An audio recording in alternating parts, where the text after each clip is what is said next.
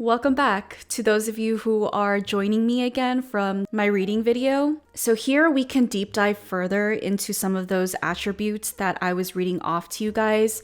If you haven't yet watched that video, go give that video a watch first, where I read some segments from the book Divergent Mind by Janera Nierenberg. And I was listing a lot of characteristics of autism and HSP that came from the book. And because there are so many characteristics that were listed off, I wanted to highlight some of the ones that stood out to me that isn't stereotypically talked about and just deep dive further into those characteristics with you guys on this video. I'm actually really excited for this because I'm sure a lot of you can resonate with this, but a lot of the times when we are experiencing something, whether that's watching something, reading something, listening to something, a lot of the times as autistic people, we have this deep need to further deep dive and discuss what we just processed, because it's not enough to just think about it. By making this video where we can further discuss this together in the comment section down below, I'll be super interested to hear some of what you guys have to say. And so I'm just going to go through my highlighted characteristics and then begin talking about it. All right, so there's two characteristics in here that are separate, but I feel like it coincides with each other, and that is being confused by the rules of accurate eye contact, tone of voice, proximity of body, body stance, and posture in conversations. And the second characteristic is continually questioning the actions and behaviors of themselves and others. And I actually think this kind of goes into this third characteristic that I highlighted, that is rejecting and or questioning social norms.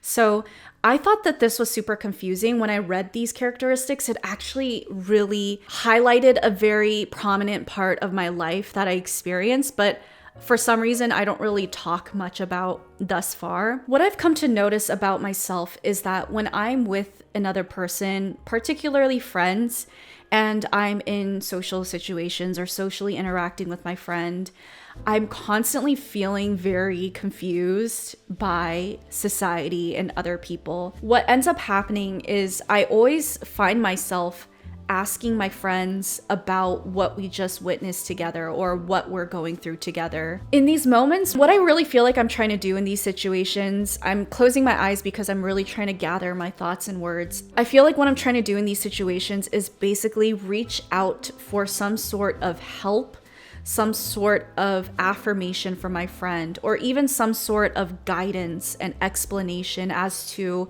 a social observation that I've made, and get their input or get their explanation in order to have it make sense to me, because it's just not making sense.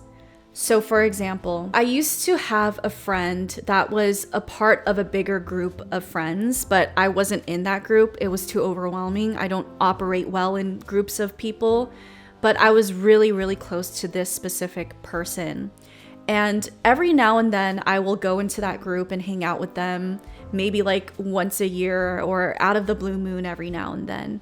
But I was never in it, right? And as a result of that, I've always made social observations when I was within the group and liked to point these observations out to my mutual friend in order to get some sort of affirmation or input from him, because I wanted to see whether or not I was reading too much into things or if he actually was able to see what I was seeing. Because a lot of the times I feel like I'm so used to being able to see things and interpret things that other people don't really see or interpret. And this experience can feel so tiring because you are constantly left to ruminate and process those things on your own. And especially when you're autistic, you may not really understand whether or not you're reading too much into it or if you're actually reading it accurately. But then that makes it even more frustrating because you feel like,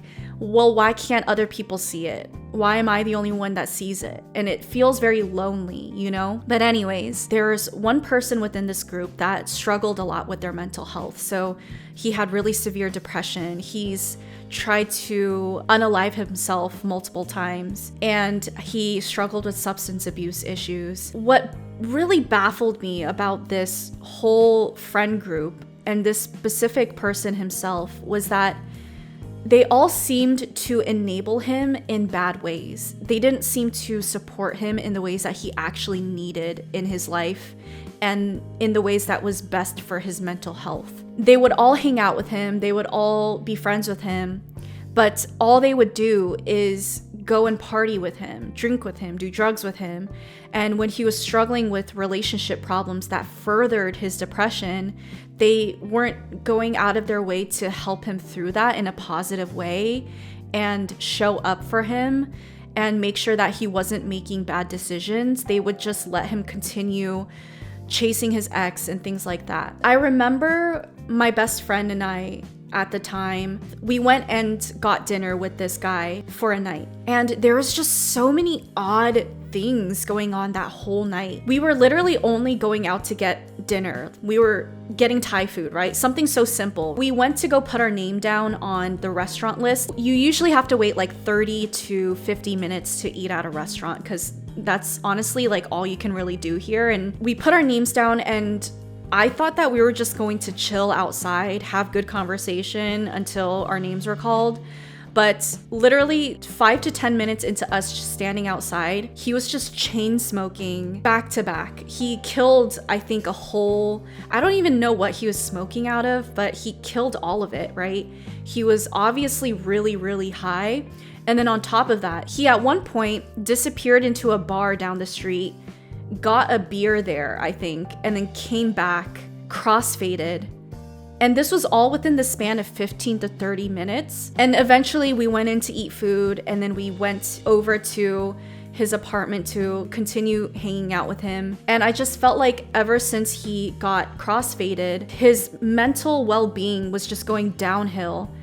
And me as a sensitive person and also an autistic person, I just started to get progressively more distressed because I was just like looking at my friend, looking at this guy and being like, why aren't we intervening here? I felt like I wasn't in the right place to intervene because I wasn't his direct friend. But at the same time, my friend wasn't seemingly intervening at all. He wasn't holding his friend accountable. And that's like another big thing as well. I feel like when you really love someone, when you really care about them, part of loving and caring about them is intervening and being there for them. And sometimes what that means is holding them accountable, you know, saying things like, hey dude, I don't think you should be getting that drink. You know, are you struggling with something? Do you need to talk about it? I'm here for you. Let's figure this out together. But it just like was so confusing and distressing for me to see my friend witness his own friend literally get more and more drunk and high throughout the night, getting even more depressed throughout the night, and literally continuing on with the same types of conversations, like making jokes, talking about small talk, all these things, and not confronting his friend essentially unraveling in front of us. And I remember eventually when my friend and I left his friend's apartment and we were driving home, I finally confronted my friend about it and I was like, hey dude, what was that? I feel so depressed right now. I feel so drained. I feel really sad. Don't you feel like that? And my friend was like, no, I don't know what you're talking about. And I was like, how can you not feel depressed or drained after spending hours with this guy? And he was just spiraling the whole night. And then I remember my friend was just like, you know what, Irene, you're like too sensitive. You need to learn how to be around other people without letting that type of energy completely deplete you. He was just being him. There was nothing out of the norm. And I remember just feeling so sad, you know, not only for his friend, but also sad that my own friend wasn't able to see what I saw that was so clear and to be able to show up for his friend in the way that he needed. It made me also feel this sense of confusion because I'm like, if you care about your friend, you want to be there for him. You don't want to see him spiraling into that depression and just go home at the end of the night like nothing was wrong. I imagine that his friend felt so invisible, even though he's surrounded by all of these other people in his life that he sees all the time. It must feel so bad to be so obviously struggling with your pain, with your depression, with your substance abuse, and no one seems to think that there's something wrong, and they are seeing you struggle and not helping you, you know? And I remember after I came home that night, I went through a shutdown for a good week or two where I couldn't seem to function outside of school. Like, I just laid in bed. I didn't really take care of myself. I obviously didn't go and socialize. I literally could only handle waking up and going to school and come back, where I ultimately laid in bed again for hours and days. And it was because of that whole dynamic and social interaction. The reason why I bring up this particular example was because I felt very confused about these social norms that other people didn't question. And in these situations, I would bring it up to a friend of mine that I trusted. Like, why is this something that you do? Why is this normal? Don't you feel this way? Don't you feel like you should do something else? And then having these moments of also questioning social norms to ultimately realize that it is a social norm. It shouldn't be normal, but I'm the only one that sees that. And it's sad that I'm the only one that sees that. I have to question myself because I am the only one that sees that, to ultimately realize that it's okay for me to be the only one that sees that, because my viewpoints are not necessarily wrong, but also realizing that I feel very lonely within that realization. It's like all these layers of processing that goes on my part just from one simple interaction, you know, to ultimately end up isolating myself from those people because I don't want to be a part of that social norm. And you could honestly copy and paste that format in all different types of people and social contexts throughout my life, and it will still apply. So another trait that I highlighted is remembering details about someone's life or details generally. I remember the randomest details. It's honestly one of my favorite traits about myself, because I feel like other people appreciate this about me too, because I feel like people love to feel validated. They love to see that you remember the randomest things about them, because it makes them feel like, oh my God, you pay attention to me. And not just that, but you pay attention to me to that extent. And I think this is why one of my biggest love languages is acts of service, because when I do remember these small random details about people, I make sure to do certain things for them that I know they'll like or appreciate. And it's one of my favorite ways to show that I love someone and show that I appreciate them. An example of this is a few months ago, I went to Oklahoma to meet and visit my partner's family. And his father is really quiet and keeps to himself, which rubs everyone else in the family the wrong way, because I feel like when you're from a certain type of environment, when there's a person that keeps to themselves and is more quiet, it's very easy for other people to think that that person is cold, shut off, and doesn't care about them. When in reality, you know, his dad might just be a neurodivergent, sensitive person that gets easily overstimulated and needs his own space and time. But I digress from that. All of this is to say, I feel like his dad doesn't really talk much about himself. So I knew that in order for me to learn about the dad, I had to really observe him, which I didn't mind anyways, because that's my strong suit, is to just observe people and pick up on these little characteristics of them, what they like and don't like, just from observing them. And so I've come to notice that his dad liked to eat a lot of sandwiches. The family doesn't really cook. So the only time the dad really ate was making himself these really easy sandwiches. They didn't really eat meals. And so because I made those observations, I made sure to cook a meal for them while I was out there. My partner and I are going to go back and visit them again pretty soon. And because of the observation I made of his dad making sandwiches, I knew that that is the dad's comfort food.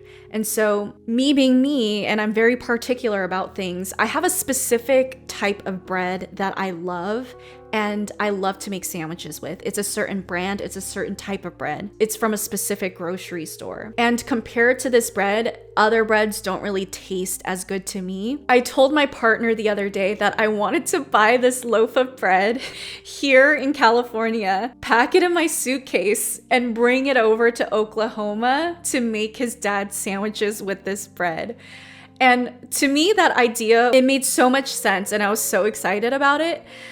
And I'm laughing because I understand that this sounds like insane, but my partner was just like, why would you pack a loaf of bread in your luggage? Like, you only have so much space and you're gonna put a loaf of bread in there? Like, why don't we just land in Oklahoma, go grocery shopping and get that loaf of bread there? And I like spent so long explaining my thought process to him. And I was just like, I understand your logic and I understand this sounds really crazy, but here's the thing. This is a specific type of bread that I want your dad to eat and try. I don't know if Oklahoma's gonna have this specific type of grocery store. And even if they did, I don't know if they're gonna have this specific type of bread. Because a lot of the times, grocery stores may not carry a specific item because, for example, maybe they don't have that specific type of bakery nearby, and that bakery can only distribute that type of bread to nearby grocery stores. And maybe Oklahoma isn't one of those grocery stores. Maybe we're just lucky to be one of the grocery stores near that bakery.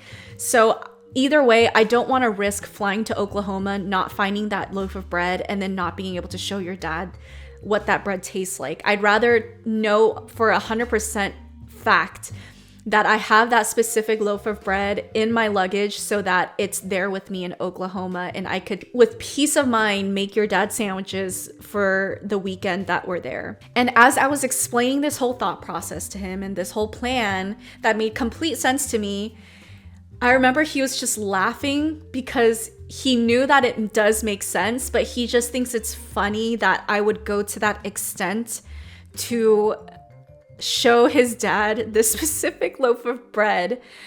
But the reason why I put so much importance on this bread is because one of the main things that is also such a small, insignificant thing that his dad finds joy in, that his dad finds comfort and sustenance in, is that one thing I noticed and latched onto and want to make sure to bond with him on. And I feel like this is such a cute, enduring attribute of autistic people that I feel like we have, is that when we really love someone and care about someone, we will really pay attention to those little details and remember it and be sure to really like show up for you in that sense. And you know, I'd be curious to hear about your guys' stories of remembering random details about other people and how you decided to bond with them on those things.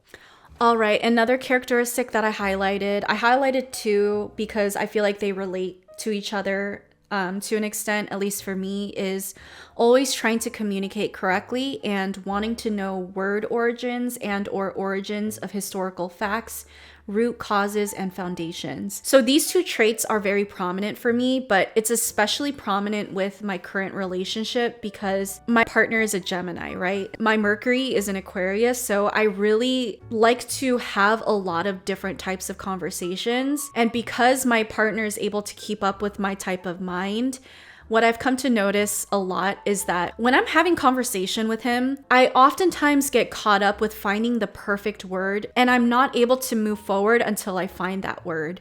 And so there's times where I'll be talking and all of a sudden I'll be like, what's the word I'm trying to think about? It's like a word that starts with a p sound. It's like a p sound, and it's supposed to explain the feeling of this. Or this type of experience. And then my partner will just start listing off words, like words that starts with the p sound, to try to like give me that word I'm looking for. And I'll always just be like, no, it's not that word, but it's close. You're right there. I know that that word could be used to explain what I'm saying, but it's not the word I'm looking for. And we'll just literally divulge into a whole thing of just us trying to figure out that word I'm looking for. We'll even pull out our phones and go on dictionary.com or thesaurus.com, and we're literally just looking for the word I'm looking for.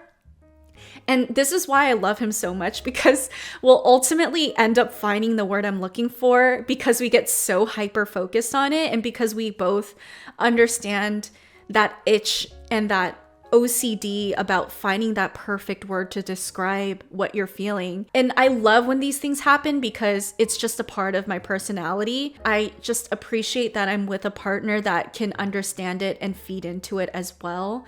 Whereas my previous partner wasn't very much into, talking and communicating much. And so whenever I would get hyper focused on these types of things, he wouldn't really care and just move on from it. I remember asking my current partner, have you ever been with a partner that cares about finding the right word as much as I do? And he was like, nope, I've never met anyone, let alone partners, that were like this. And I was just like, okay, so that is just a me thing then. It's not just like a normal thing that everyone does. And likewise, there's times where we'll be talking where he'll use a word in a certain way, and I get so hyper focused on it because I'll tell him, I think you used that word wrong. And he'll say, no, I didn't. And I'll literally have to go on my phone, search up the definition of the word, read the objective definition to him, and say, you literally used the word wrong because this is the definition. And then we'll go through a moment of him being like, does it really matter that much? And then I'll say things like, it does matter, because if you use the word wrong, I will literally misinterpret your statement because I'm taking the word you're using literally. And if the word is not accurate, then your statement won't be what you're trying to intend it to be.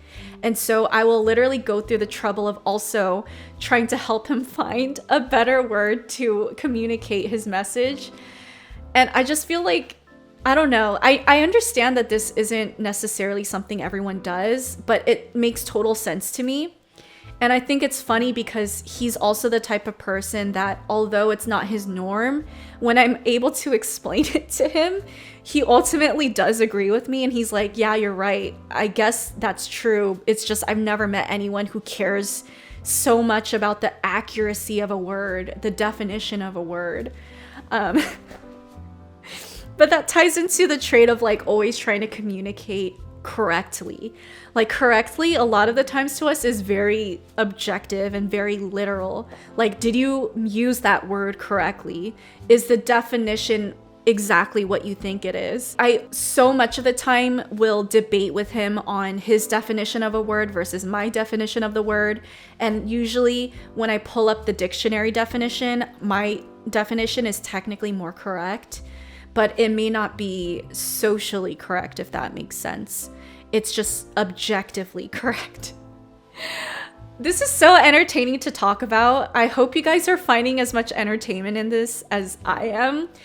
It's just so freeing to talk about this kind of stuff because like, these are just like little quirks of mine. And I'm sure that you guys have these quirks as well. It just shows up a little bit differently than mine. And also like wanting to know word origins and historical facts, all these things. There's so many times where if I don't know something for a fact, I need to search it up. I need to learn about it because I can't just go on with my life being like, oh, I don't really know what that's about, but I'm just gonna, take it as it is and move on with my life. Like, I need to know, I need to understand. In that sense, Google is my best friend, and I know all these random facts because of this specific trait of mine. And I think it roots to the fact that when you have autism in our type of society, like neurotypical society, you're so confused in so many different aspects of your life.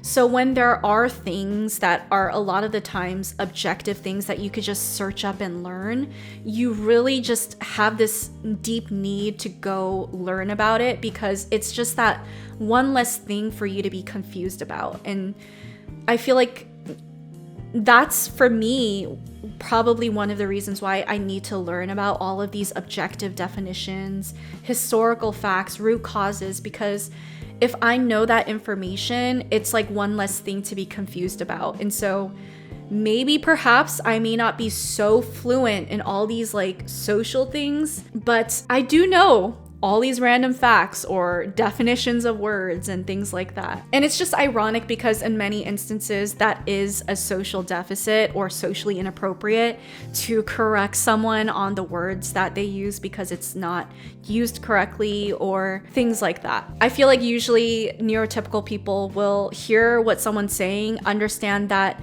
they probably use the wrong grammar, use the wrong word, whatever, but they'll understand what they're trying to say generally and just kind of like interpret it on their own end in their own mind. But for me, the reason why I get so stuck on the appropriate definitions, words, language is because I take what someone says so literally that if they're not communicating properly to me, then I will end up misunderstanding them. I want them to be able to communicate themselves properly so I know that I am understanding them properly. Like, my partner and I literally spent, I think, 15 minutes debating on our definitions of settling down yesterday.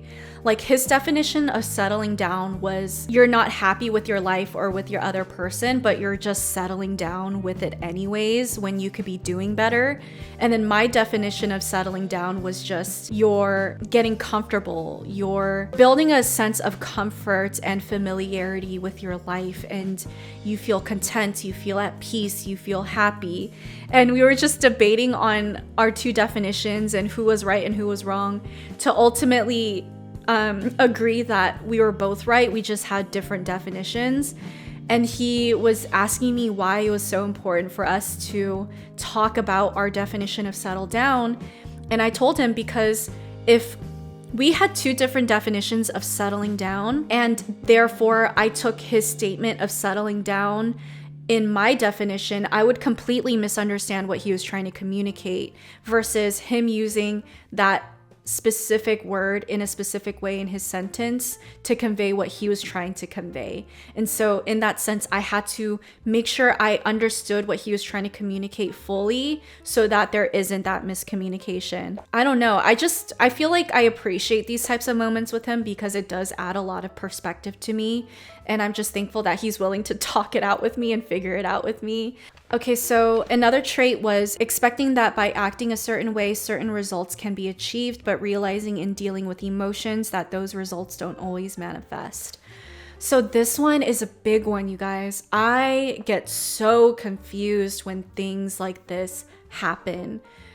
Let me bring up an example. When I was working as a barista, I would make a lot of social observations amongst my coworkers, and within the context of this characteristic, I would get really confused when, let's say, one coworker was a huge slacker. They never showed up on time, they called out. Even when they did show up to work, they were just so lazy and so slow and never really seemed to do their job properly. I would expect that this type of coworker wouldn't be liked by other coworkers because all of us had to pick up on their slack, right? There'd be times where this lazy coworker would actually be everyone else's favorite coworker. Everyone seemed to love them. Everyone seemed to always want to hang out with them. And this would always baffle me because there's so many instances where other coworkers may slack off and may not have the best work ethic, right? And people would always complain about them. People would always treat them like they were the nuisance. They wouldn't want to work with them. They wouldn't want to be around them. But then what makes that person a nuisance compared to another coworker who slacked off the same amount or even worse, but everyone else wanted to be around them all the time? And likewise, I would apply that to myself in a sense where I had really good work ethic, and so I always made sure to follow the rules. I always made sure to show up on time. I always made sure to work really hard, but that never really translated into my relationships with my coworkers because they didn't necessarily want to talk to me or be around me just because I had good work ethic. It never seemed to correlate. And so I would always get confused because when a rule seemed to apply to me and others, it didn't seem to apply to specific types of people. And this also applied in instances where certain types of people weren't held accountable to the rules the same that others were. Let's say a manager or a teacher or an authority figure in general is very strict about following rules, and they will actively hold you accountable when you do break those rules or when you don't follow those rules and punish you or reprimand you or whatever.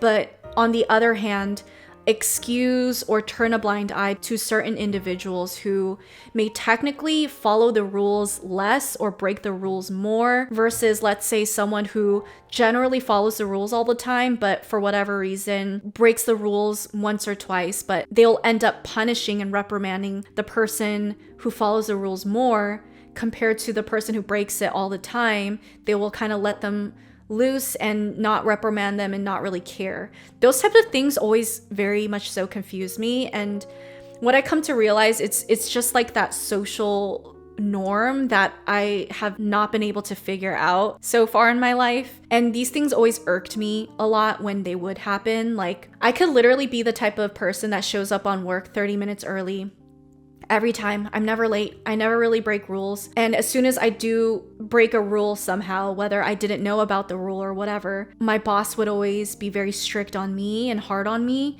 But let's say someone who's always calling out and showing up late or whatever and doesn't have good work ethic, my boss doesn't seem to ever really care to, be strict on them. And when these things happen, I would get really upset because it just doesn't make sense. And it just felt very unfair. And I would think to myself, well, what do I have to do to be allowed to slack off or not be reprimanded so often or have this person be so strict on me? Or likewise, what is it about me that makes someone want to be so strict on me and not be easy on me? But yes, we have come to the end of today's deep dive discussion. This has been really, really fun and entertaining. I am so excited to hear what you guys have to say. Again, if you guys haven't yet, go give this video a watch where I read to you guys some segments from this book and list off all of those characteristics in their entirety. Other than that, thank you guys for watching today's video and take care of yourselves.